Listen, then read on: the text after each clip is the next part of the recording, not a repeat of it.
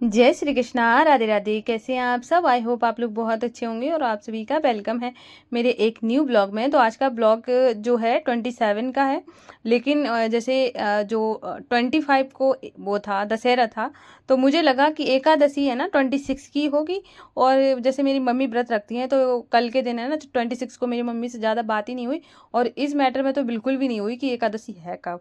वैसे और कैलेंडर के अकॉर्डिंग 2 दिन की पड़ गई थी, तो मुझे लगा 26 की होगी, तो मैंने कल ही मना ली सब है ना। तो आज मैं उठी हूँ, तो मैंने सोचा ही ना कि फटाफट से मैं और सारे काम कर लेती हूँ। तो कपड़े बहुत सारे थे, वॉशरूम बाथरूम धोना था, तो इस वजह से मैंने सोचा कि, और आज मैंने सोच लिया था कि मैं सुबह में ही सारे काम कर दूंगी, क्योंकि है ना कई बार क्या होता है दिन में आज मुझे जैसे कि 27 है, तो मुझे मार्केट भी जाना था और भी कुछ काम थे, जिसकी वजह से मेरे पास, मैं पहले ही मुझे पता होता कि आज मुझे टाइम मिलेगा ही नहीं, और वेडनेसडे भी था। तो मैंने ऊपर से हेयर वॉश भी कर लिया, मतलब ये मान के चलो कि जो भी चीज़ें करनी थी वो सब एकादशी में ही हो गया। तो और यहाँ पे है ना ये सारी चीज़ें करते करते इतना टाइम, 5:30 का टाइम हो रहा है, और इतनी तेज़ मतलब उजाला हो गया है। 5:30 पे अच्छा खासा उजाला हो जाता है, 5 बजे से ही शुरू हो जाता है। तो मैं यहाँ पे आ गई थी फूल तोड़ने के लिए। तो ये वाले जो फूल हैं ये मेरे बिल्कुल तुलसी माता के पास ही लगे हुए हैं, सामने, तो वहीं से मैं तोड़ लेती हूँ। तो यहाँ पे ये सारे फूल तोड़ के ले जाऊंगी। माधव अशोक का श्रृंगार तो मैं अभी करके आ ही गई हूँ। मैंने पता है वीडियो मैं वो जो वॉइस ओवर दे रही हूँ, अभी रात का 11:30 बज रहा है, मैं अभी वॉइस ओवर दे रही हूँ। तो हाँ, इससे ना अभी मैं कमेंट का आंसर करूँगी, तब मैं बताऊँगी। और मैं पता है ये चीज़ें क्यों बोल रही हूँ, क्योंकि मैं पता है ना कि कोई मुझे सॉरी बोल देता तो मुझे अंदर से इतनी तेज़ घबराहट शुरू हो जाती है कि मतलब इतना, मतलब मैं पता है ना ये चीज़ एक्सेप्ट नहीं कर पाती हूँ कि मतलब कोई, मैं चाहती हूँ कि मेरी प्यारी सी सखियाँ हैं वो मुझे कभी सॉरी ना बोले। क्योंकि मैं देखो, मैं इतना, मैं अपने आप को इतना ज़्यादा भाग्यशाली मानती हूँ कि इतनी प्यारी प्यारी मेरे पास सखियाँ हैं।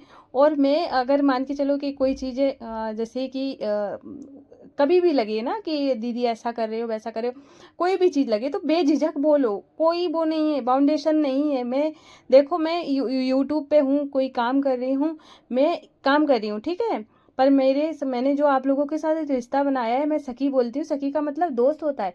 दोस्त से कोई मतलब वैसी कोई दीवार नहीं होती है जहाँ पर मतलब इस चीज़ की कोई गुंजाइश हो कि कभी भी ऐसा लगे कि ये पूछना चाहिए कि नहीं पूछना। सब कुछ पूछो, कुछ भी पूछ सकती हो। और सॉरी तो बिल्कुल भी मत बोलो।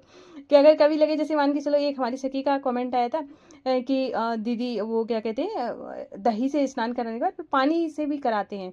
तो मैंने कहा मैं भी कराती हूँ, लेकिन कई बार ये ना रिकॉर्ड नहीं करती हूँ, जैसे और वैसे भी है ना कि जब हम कोई चीज़ चढ़ाते हैं तो उसके बाद पानी तो चढ़ाया ही जाता है, क्योंकि और नहीं तो चिपचिपापन आ जाएगा तो अच्छा भी नहीं लगेगा। जब खुद को नहीं अच्छा लग रहा है तो भगवान जी को कैसे लगेगा। तो फिर है ना, ऐसे करके आप अगर मुझे बता दें तो मुझे खुशी होती है, और मैं आपको बता सकती हूँ कि देखो ये चीज़ ऐसी है और ऐसी है, ठीक है। अगर मान के चलो मैं ही गलत कर रही हूँ और अगर मुझे कोई टोकने वाला नहीं है, तो फिर तो वो भी तो बात अच्छी नहीं है। इसलिए कुछ भी पूछो, कुछ भी बताओ, मतलब मैं इसलिए कोई सॉरी बोल देता तो मुझे तो घबराहट शुरू हो जाती। मैं पता है कि ऐसे लगने लगता है कि शायद है ना कि वो तो मैं वहाँ तक पहुँच ही नहीं पाई हूँ कि मतलब कि इतना ज़्यादा क्लोज हो कि बीच में ऐसा कुछ ना हो कि मतलब मैं अगर ऐसा बोल दूंगी तो दीदी को बुरा लग जाएगा। दीदी को किसी बात का कोई बुरा नहीं लगेगा। अगर कुछ ऐसी भी चीज़ होगी ना जहाँ पे आपको लगता है कि बोलना चाहिए, बिल्कुल बोलो, कि है ना क्लियर सारी चीज़ें होना बहुत ज़्यादा ज़रूरी है।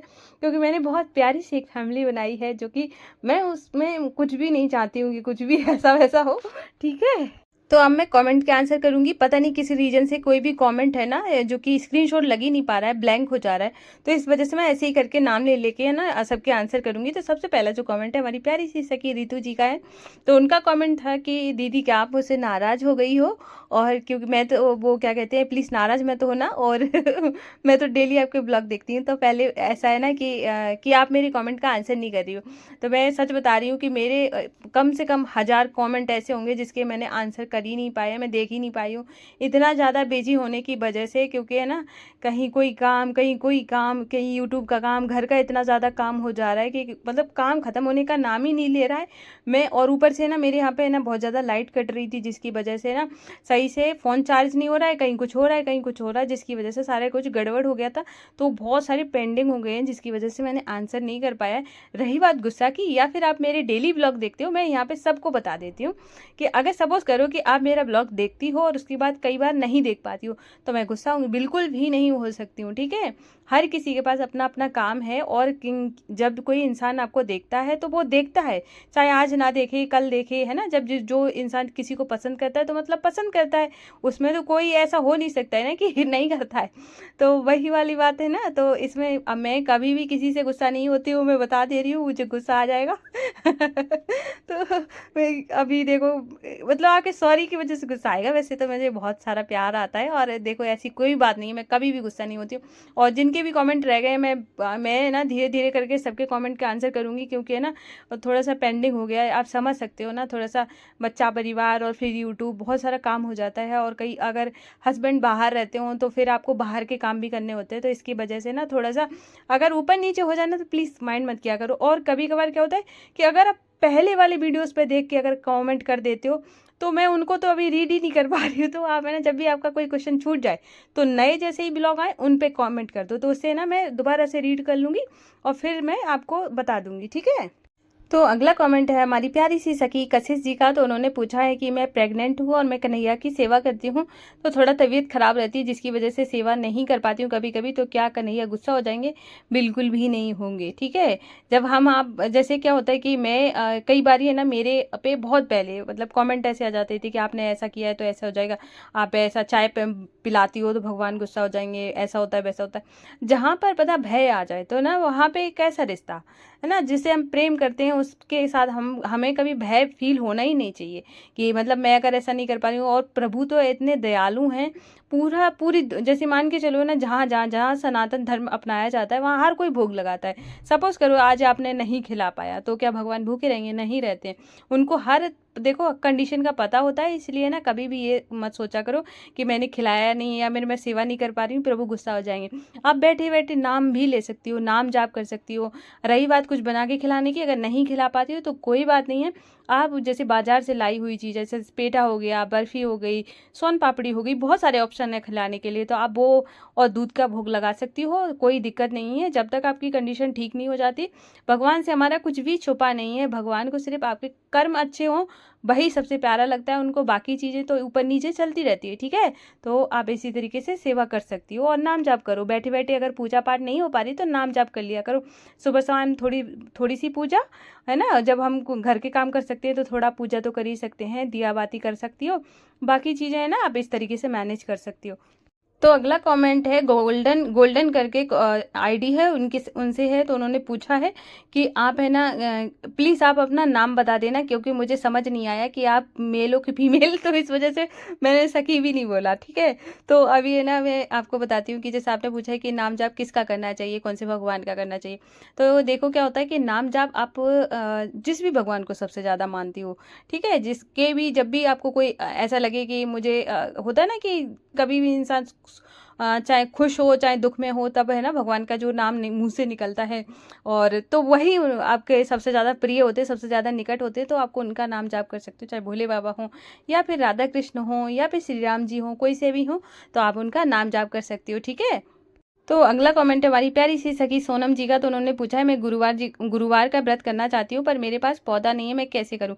और रही बात विधि की, तो विधि तो मैं आपको है ना कोई जो ये वाला जो ब्लॉग है इसी के डिस्क्रिप्शन में उस ब्लॉग का लिंक दे दूंगी, तो वहाँ से जाके आप वो वीडियो देख सकती हो। रही बात अगर आपके पास केले का पेड़ नहीं है तो आप है ना कहीं से भी मंगा के थोड़े से गमले, छोटे से गमले में लगा सकती हो, पूजा उसकी कर सकती हो, ठीक है। और फिर भी अगर आपके पास कोई व्यवस्था हो ही नहीं रही है तो आप ऐसी फ़ोटो खरीदें जहाँ पे ना जिसमें केले का पेड़ भी हो और भगवान जी हो, तो आप वहाँ पे कर सकते हो।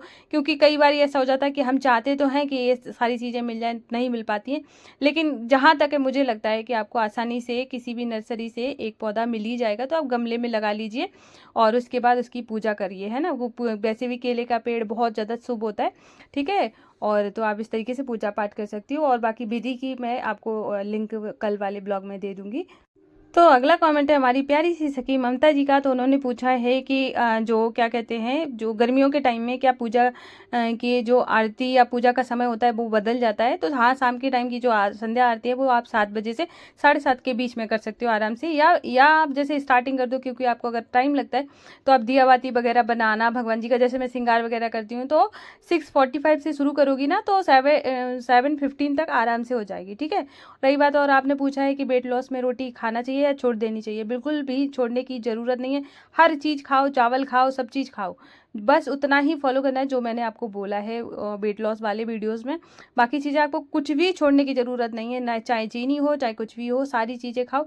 क्योंकि पहले अगर हम छोड़ देते हैं, सबसे बड़ी बात ये हो जाती है कि जैसे कि हमने आज छोड़ा ना, तो अगर हमारी बॉडी को बहुत जल्दी है ना वो सारी चीज़ें, मान के चलो मैं पतली भी हो गई, लेकिन जैसे ही करके वो तो इंसान का मन एक अलग ही चीज़ होता है कि जैसे ही करके ना हम जैसे पतले हुए, उसके बाद हमें लगा कि अब तो हम पतले ही हो गए हैं तो क्या है ना, दोबारा से खा सकते हैं।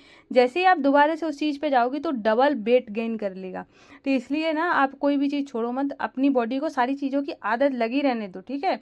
तो कोई भी चीज़ खा सकती हो, रोटी वगैरह सब कुछ खा सकती हो, बस क्वांटिटी का थोड़ा सा ध्यान रखना है, टाइमिंग का सबसे ज़्यादा रखना है। क्वांटिटी का चाहे रखो और या ना रखो, इंसान उतना ही खाता है जितनी भूख होती है। तो बस उसके बाद है ना, बस बाकी चीज़ें वैसे ही मैनेज करनी है और फिर आराम से आपका वेट लॉस होगा। कुछ भी आपको छोड़ने की भी ज़रूरत नहीं है। ठीक है। तो अगला कमेंट है हमारी प्यारी सी सखी विनीता जी का। तो उन्होंने पूछा था कि आपने अपने होम टूर नहीं करवाया है। तो मैंने जैसे कि आपको बताया था कि मेरे घर पे काम चल रहा था जिसमें बहुत ज़्यादा टाइम लग गया काम होने में। तो वो सारा फ्रंट में जो काम होना था वो सब हो चुका है।